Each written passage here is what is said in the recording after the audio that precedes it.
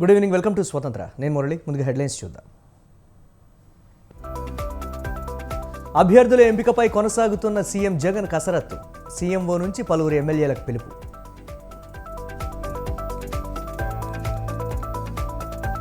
రేపు మేడిగడ్డ సందర్శనకు కాంగ్రెస్ ఎమ్మెల్యేలు. ప్రాజెక్టులు అప్పగించకూడదనే తీర్మానానికి అసెంబ్లీ ఆమోదం.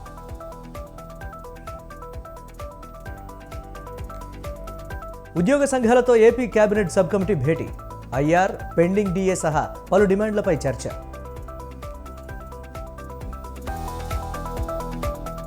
మూడు రాజధానుల పేరుతో మూడు ముక్కలాట. హోదాపై జగన్కు చిత్తశుద్ధి లేదన్న లోకేష్. హేమంత్ సోరెన్ కస్టడీ పొడిగింపు. 3 రోజులకు అనుమతినిచ్చిన కోర్టు.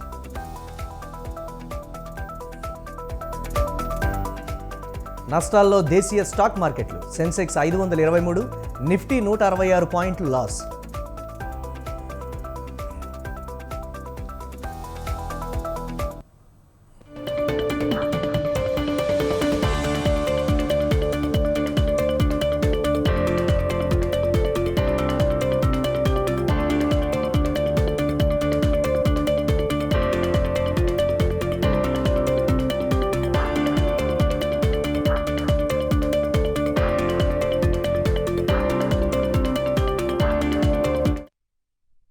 అసెంబ్లీ, పార్లమెంట్ అభ్యర్థుల ఎంపికపై సీఎం జగన్ కసరత్తు కొనసాగుతోంది. ఇందులో భాగంగా పలువురు ఎమ్మెల్యేలకు సీఎంఓ నుంచి పిలుపొందింది. దీంతో తాడేపల్లి క్యాంప్ ఆఫీస్కు పలువురు ఎమ్మెల్యేలు క్యూ కట్టారు. సీఎంఓకు వెళ్లిన వారిలో బాలినేని, వల్లభనేని వంశీ, కొడాలి నాని, ఎంపీ అవినాష్ రెడ్డి, ఎస్వి మోహన్ రెడ్డి తదితరులు కలిశారు.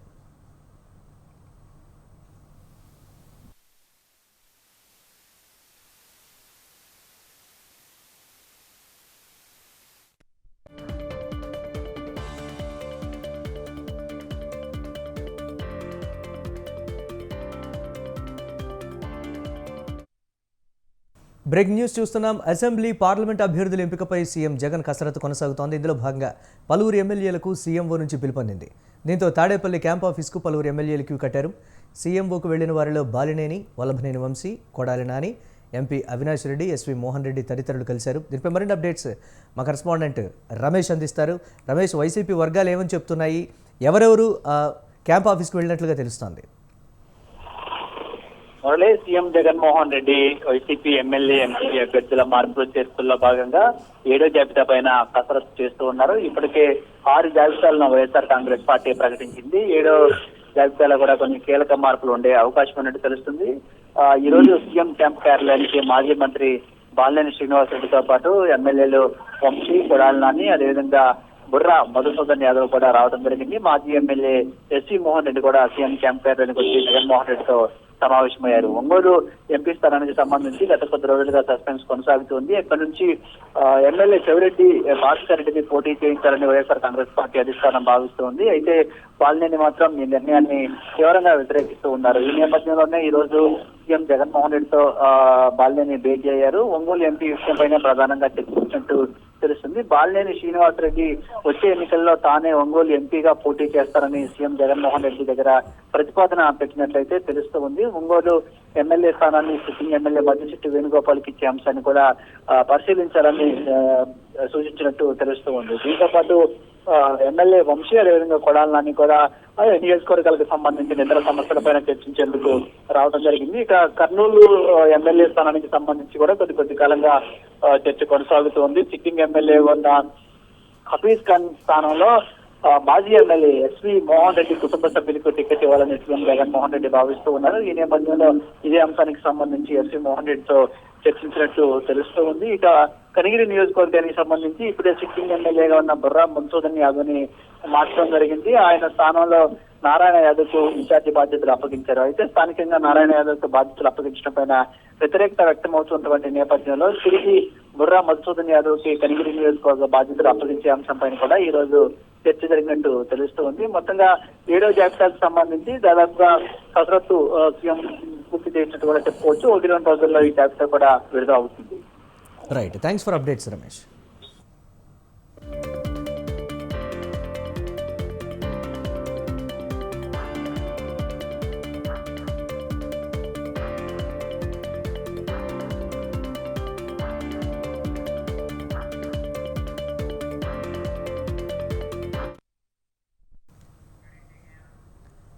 తెలంగాణ సాగునీటి ప్రాజెక్టులపై అసెంబ్లీలో మంత్రి ఉత్తమ్ కుమార్ రెడ్డి ప్రవేశపెట్టిన తీర్మానానికి సభ ఏకగ్రీవంగా ఆమోదం తెలిపింది. కృష్ణా ప్రాజెక్టులను కేఆర్ఎంబీకి అప్పగించవద్దని పెట్టిన తీర్మానం ఆమోదం పొందినట్లు స్పీకర్ గడ్డం ప్రసాద్ కుమార్ ప్రకటించారు. అనంతరం సభ మంగళవారం ఉదయం 10 గంటలకు వాయిదా పడింది. The question is that the government resolution is before the House. Those who are for the resolution, please say aye. Those who are against, please say no. Ayes have it, ayes have it. The resolution is adopted. The question is that the government resolution is before the House. Those who are మరోవైపు ఈ నెల 13న Kaleshwaram project సందర్శనకు సభ్యులను ఆహ్వానిస్తున్నట్లు మంత్రి ఉత్తమ్ తెలిపారు. ఈ మేరకు సభ్యులకు లేఖలు పంపామని, వ్యక్తిగత ఆహ్వానంగా భావించి అందరూ రావాలని కోరారు. కాళేశ్వరం ప్రాజెక్టుకి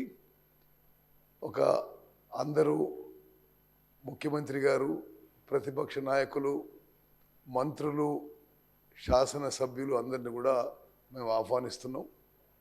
మరి గత ప్రభుత్వం సుమారు 94,000 కోట్లు ఖర్చు పెట్టిన ప్రాజెక్టు మరి ఒకసారి విజిట్ చేయాలనే ఉద్దేశంతో ఉదయం కాళేశ్వరం ప్రాజెక్టు నేను అందరికి కూడా లెటర్లు పంపించాను.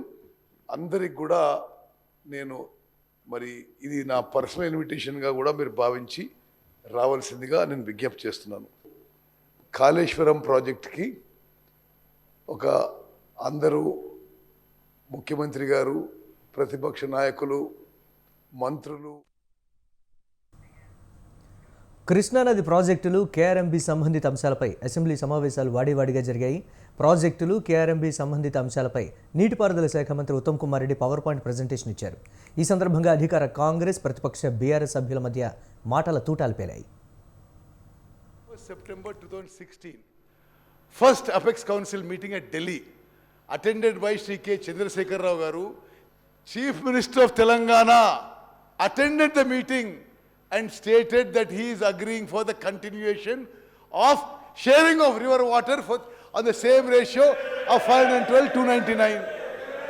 Harish Rao Garu meeting attended. Okay. See, at least in the Apex Council, neither the Chief Minister nor the Irrigation Minister oppose the arrangement of 512-299. Speaker sir, why this is very significant is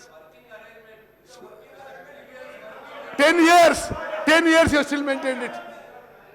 Ante neither in the secretary level nor the Irrigation Minister nor the Chief Minister asked for more water for Telangana.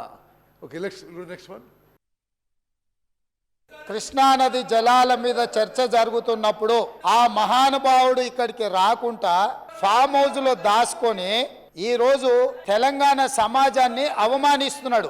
ఇంతకంటే కీలకమైన అంశం ఈ తెలంగాణ సమాజంలో ఏమైనా ఉందా అధ్యక్ష? మీరు చెప్పండి. మీరు కూడా వికారాబాద్ జిల్లా కరువు ప్రాంతం నుంచి వచ్చిండ్రు కదా.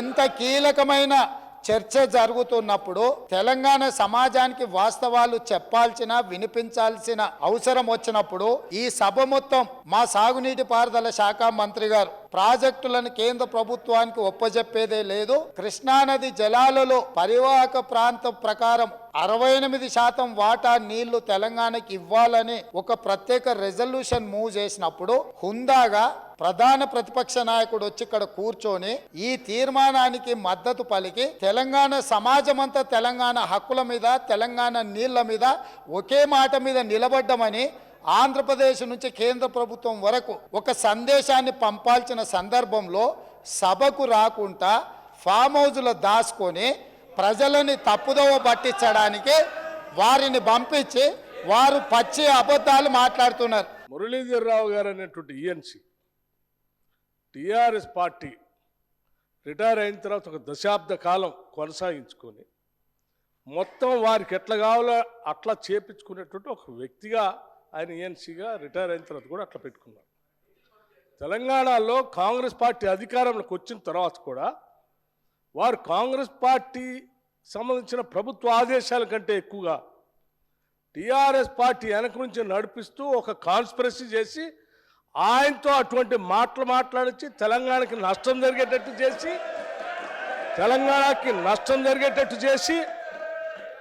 తెలంగాణ కోసం పోరాటం చేస్తూ నీళ్ల కోసం పోరాటం చేస్తూ కేఆర్ఎంబికి ఎట్టి పరిస్థితుల్లో మా ప్రాజెక్టులు ఒప్పజెప్పని మా ముఖ్యమంత్రి, మా నీటిపారుదల శాఖ మంత్రి ఇద్దరు ఒక స్టాండ్ తీసుకొని గట్టిగా రాష్ట్రం కోసం పోరాటం చేస్తూ ఉంటే మీ ఏజెంటు మీ కాన్స్పిరసీతో అది మాట్లాడించి దాన్ని తీసుకొచ్చి మళ్ళీ సభలో చూపించి ఇవన్నీ చేస్తూ ఉన్నారు. మాకు తెలిసిన తర్వాతనే వారిని తట్టా బుట్ట అంతా సరిది ఇంటికి పంపించాం. ఇది నేను తీసుకునే స్టాండ్. ఇంకా చాలామంది ఉన్నారు మీ ఏజెంట్లు. ఆ ఏజెంట్ల సంగతి కూడా ఒకళ్ళ తర్వాత ఒకళ్ళు అన్నీ బయటికి తీసి ఈ రాష్ట్రానికి ఎంత నష్టం చేస్తున్నారో ఆ నష్టాన్ని అంతా కూడా ప్రజలు చెప్పి తీసుకోవాల్సిన చర్యలన్నీ తీసుకుంటాం. దయచేసి హరీష్ రావు గారు సభను తప్పుదో పట్టించుకోండి, రాష్ట్రాన్ని తప్పుదో పట్టించుకోండి. ఇంకా చాలా ఉన్నాయి.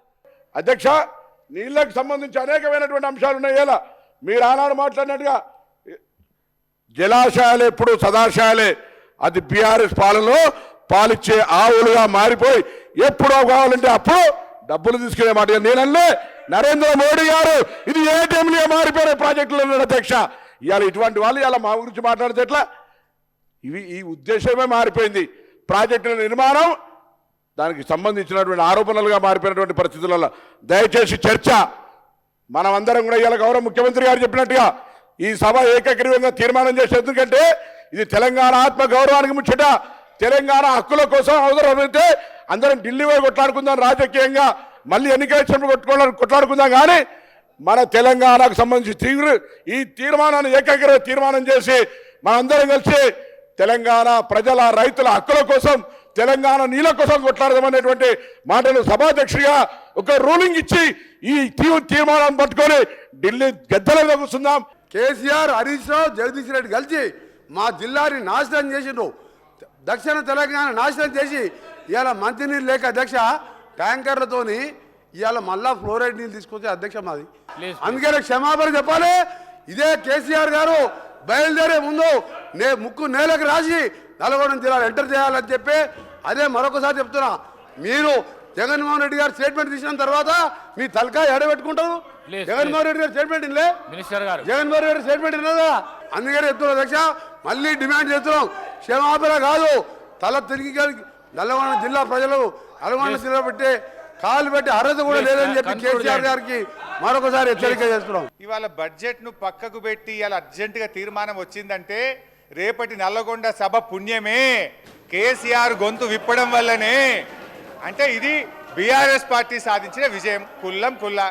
ఇవాళ క్షమాపణ చెప్పాల్సింది మీరు. ఎందుకంటే మీ ప్రభుత్వం వచ్చినాక 2 మీటింగ్లలో మినిట్స్ ఆఫ్ ద మీటింగ్స్లో మేము ప్రాజెక్టులు అప్పచెప్తామని స్పష్టంగా ఒప్పుకున్నారు కనుక ఇప్పుడు మీరు ఆ తప్పును సవరిస్తూ ముందుకొచ్చినారు. చాలా సంతోషం. మీ తప్పును సవరించుకొని ముందుకొచ్చినందుకు మేము స్వాగతిస్తూ ఆ తీర్మానంలో గత ప్రభుత్వం అనే కామెంట్స్ తీసేసి మీరు పెట్టిన తీర్మానానికి మేము సంపూర్ణంగా మద్దతు ఇస్తాం. తెలంగాణకు as on today 299 TMC contemplated on going projects అన్నీ కలిపి 299 టీఎంసీ మాత్రమే ఈరోజు ఉన్నది అని గత కాంగ్రెస్ హయాంలో తెలంగాణ నిర్లక్ష్యం చేయడం వల్ల, ప్రాజెక్టులు కట్టకపోవడం వల్ల ఆ రోజు 299 అవసరం ఉందని మీరు రాస్తే ఇది ద డాక్యుమెంట్.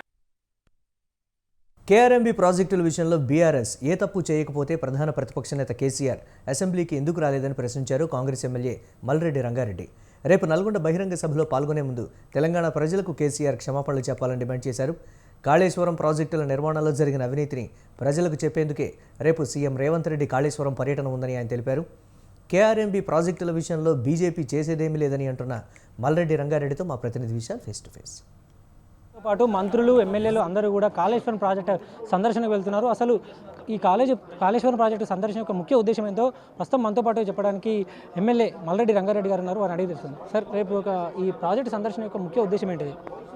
రేపు మేము గడిచిన 9.5 సంవత్సరాలు కాళేశ్వరం పేరు మీద నిలువు దోపిడీ చేసినటువంటి చంద్రశేఖరరావుకు ప్రజలు ఏమి చెప్పుతారో రేపు అక్కడ పోయి చెప్పిస్తాం. అసెంబ్లీలో ముఖం చాటేసిండు, రాలేకపోయిండు, తప్పులు ఎత్తి చూపుతామని రాలేదు. ఆయన చెప్పలేడు. ఈ రేపు ఏదో నల్లగొండకు పోయి ఎవడు అడగాడు కాబట్టి స్టేజ్ మీదకి పోయి మళ్ళా మాటల గారడి చేయడానికి పోతుండు.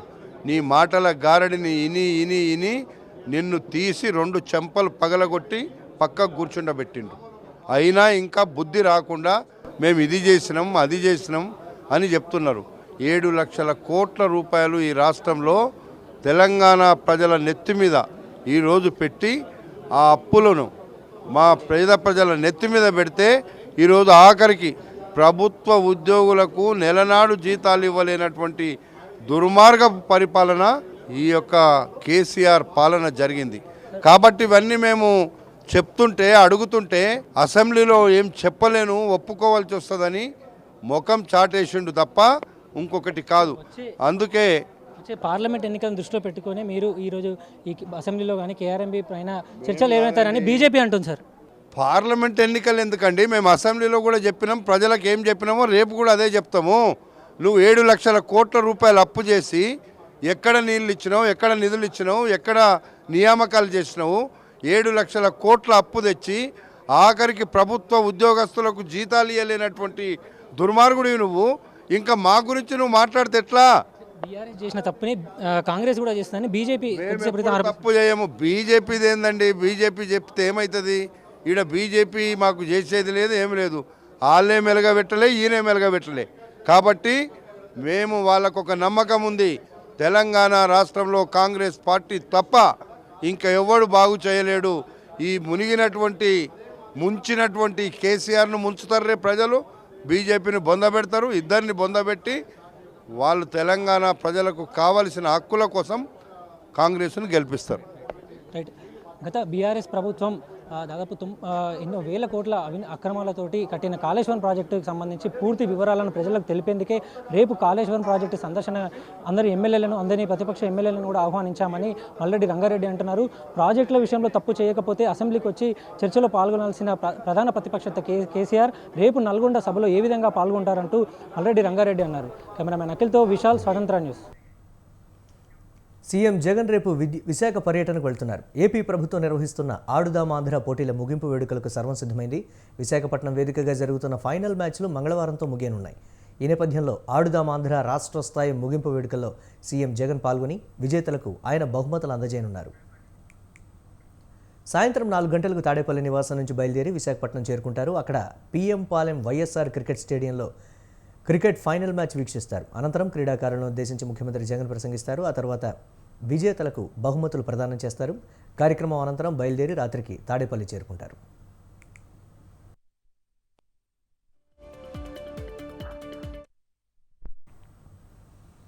సీఎం జగన్లో ఓటమి భయం స్పష్టంగా కనిపిస్తోందని, అందుకే అభ్యర్థులను మారుస్తున్నారని విమర్శించారు సిపిఐ రాష్ట్ర కార్యదర్శి రామకృష్ణ. చంద్రబాబును 53 రోజులు జైల్లో పెట్టడానికి జగన్కు బీజేపీ సహకరించిందని ఆరోపించారు. బీజేపీతో టీడీపీ పొత్తు పెట్టుకోవద్దని ఆయన సూచించారు. జగన్ 1,00,000 కోట్లు దోచుకున్నా కేంద్రం పట్టించుకోలేదన్నారు. ఏపీ నాయకులు విచిత్రంగా పగలు ఒకరు, రాత్రి ఒకరు మోదీని కలుస్తున్నారని మండిపడ్డారు. ఏపీలో ఓటర్ల అవకతవకలు జరగడానికి ప్రధాన కారణం కలెక్టర్, ఎస్పీలు, వైసీపీ నాయకులేనని చెప్పారు. దొంగ ఓట్లపై కేంద్ర రాష్ట్ర ఎన్నికల కమిషనర్కు కంప్లైంట్ చేస్తామని రామకృష్ణ తెలిపారు. రాజకీయ పార్టీలు, రాజకీయాలు, అధికార పార్టీలు, ప్రతిపక్ష పార్టీలు అందరూ కూడా తమకు అనుకూలంగా ప్రచారం చేసుకోవడము, తమ విధానాలు చెప్పుకోవడము, తద్వారా ఓట్లు పొందాలని ఆశించడము, అందులో మనం ఎవరు తప్పు పట్టడంలే. కానీ ఇవాళ జరుగుతున్నది ఏమంటే పక్కాగా మైండ్ గేమ్ ఆడుతున్నారు. మైండ్ గేమ్ అంటే ఓటర్లను ప్రభావితం చేయడము, ప్రలోభాలకు గురి చేయడము, పొలిటికల్ పార్టీస్ని బ్లాక్మెయిల్ చేయడము. ఇవాళ సాక్షాత్తు ఈ దేశ ప్రధానమంత్రి నరేంద్ర మోడీ గారు ఈ మైండ్ గేమ్కి పాల్పడుతూ ఉన్నాడు.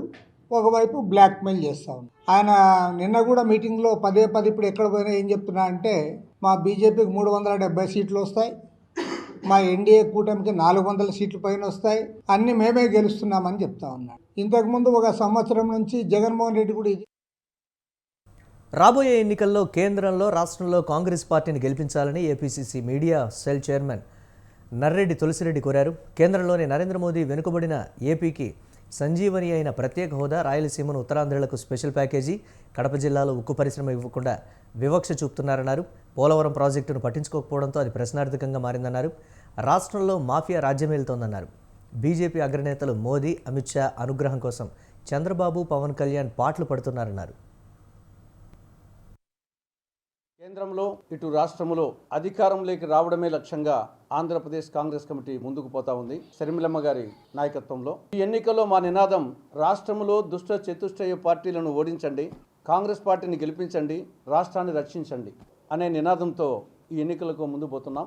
మహాభారతంలో దుర్యోధనుడు, అదేవిధంగా ప్రస్తుతం ఆంధ్రప్రదేశ్లో దుష్ట చతుష్టయ పార్టీలు తయారైపోయినాయి. బీజేపీ, వైకాపా, టీడీపీ, జనసేన ఈ 4 దుష్ట చతుష్టయ పార్టీలుగా తయారై రాష్ట్రాన్ని సర్వనాశనం చేస్తున్నాయి. ఒకవైపు కేంద్రంలో బీజేపీ రాష్ట్రానికి సంజీవని లాంటి ప్రత్యేక హోదాకు పంగనామాలు పెట్టింది. రాయలసీమకు, ఉత్తరాంధ్రకు బుందేల్ఖండ్ తరహా స్పెషల్ డెవలప్మెంట్ ప్యాకేజీకి తిలోదకాలు ఇచ్చింది. కడప జిల్లాలో శైల ఆధ్వర్యంలో స్టీల్ ప్లాంట్కు స్వస్తి పలికింది. దుగరాజపట్నం ఓడరేవు ఊసెల్లేదు, విశాఖ మెట్రో లేదు, విజయవాడ మెట్రో లేదు, విశాఖ రైల్వే జోన్ లేదు, విశాఖ చెన్నై. గవర్నర్ కోట ఎమ్మెల్సీల పిటిషన్పై తెలంగాణ హైకోర్టులో విచారణను వాయిదా వేసింది. కాంగ్రెస్ ప్రభుత్వం గవర్నర్ కోట ఎమ్మెల్సీలుగా నామినేట్ చేసిన కోదండరాం, అమీర్ అలీ ఖాన్లకు వ్యతిరేకంగా బీఆర్ఎస్ నేత దాసోజు శ్రవణ్ కోర్టును ఆశ్రయించారు. దీంతో విచారణ చేపట్టిన హైకోర్టు గవర్నర్ కోట ఎమ్మెల్సీల ప్రమాణ స్వీకారాన్ని తాత్కాలికంగా నిలిపివేయాలని స్టేటస్కో ఉత్తర్వులు జారీ చేసింది. తాజాగా ఈ పిటిషన్పై సోమవారం విచారించిన హైకోర్టు మరోసారి స్టేటస్కో ఉత్తర్వులను ఈ నెల 14 వరకు పొడిగించింది. అలాగే తదుపరి విచారణను ఈ నెల 14కు వాయిదా వేసింది. కోదండరాం, అమీర్ అలీ ఖాన్ తరపు న్యాయవాదులు వాదనలు పూర్తి చేశారు.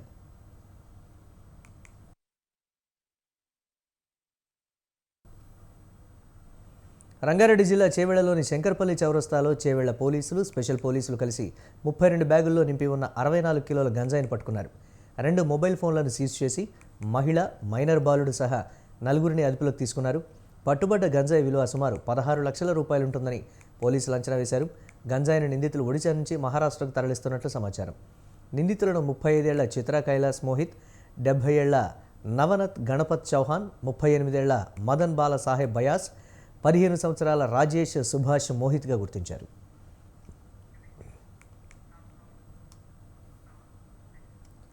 ప్రకాశం జిల్లా ఒంగోలు పట్టణంలోని గుప్తాస్ స్క్వేర్లో cell phone wholesale, retail shop వర్కర్ల మధ్య గొడవ జరిగింది. ఈ గొడవలో స్థానిక రిటైల్ వ్యాపారులు, రాజస్థాన్ హోల్సేల్ వ్యాపారులు 2 వర్గాలుగా విడిపోయి ఒకరిపై మరొకరు దాడులు చేసుకున్నారు. రిటైల్ వ్యాపారం రాజస్థాన్ వ్యాపారులు చేయకూడదంటూ, స్థానికులే చేయాలంటూ ప్రత్యేక సమావేశాన్ని ఇరు వర్గాలు కలిసి ఏర్పాటు చేసుకున్నారు. ఈ సమావేశంలో మాటామాటా పెరిగి ఒకరిపై ఒకరు దాడులు చేసుకున్నారు. ఈ దాడిలో రాజస్థాన్కు చెందిన వ్యాపారులకు గాయాలయ్యాయి. వెంటనే రాజస్థాన్ వ్యాపారులు పోలీసులకు కంప్లైంట్ చేశారు.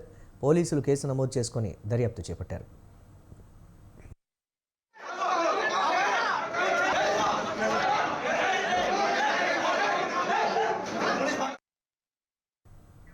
జార్ఖండ్ మాజీ ముఖ్యమంత్రి హేమంత్ సోరెన్కు మరోసారి ఈడీ కస్టడీ కోర్టు పొడిగించింది. ఇప్పటికే 2 సార్లు ఈడీ కస్టడీకి ఇచ్చింది. దాదాపు 10 రోజులుగా ఎన్ఫోర్స్మెంట్ డైరెక్టరేట్ కస్టడీలో హేమంత్ను విచారిస్తున్నారు. మరోసారి ఈడీ కస్టడీని కోరగా కోర్టు 3 రోజుల పాటు అనుమతించింది. మనీ లాండరింగ్ కేసులో జనవరి 31న హేమంత్ సోరెన్ను ఈడీ అధికారులు అరెస్టు చేశారు. ఈడీకి వ్యతిరేకంగా హేమంత్ సోరెన్ వేసిన పిటిషన్ విచారణ ఈ నెల 27కి హైకోర్టు వాయిదా వేసింది. అదే రోజు హేమంత్ పిటిషన్ను న్యాయస్థానం విచారించనుంది.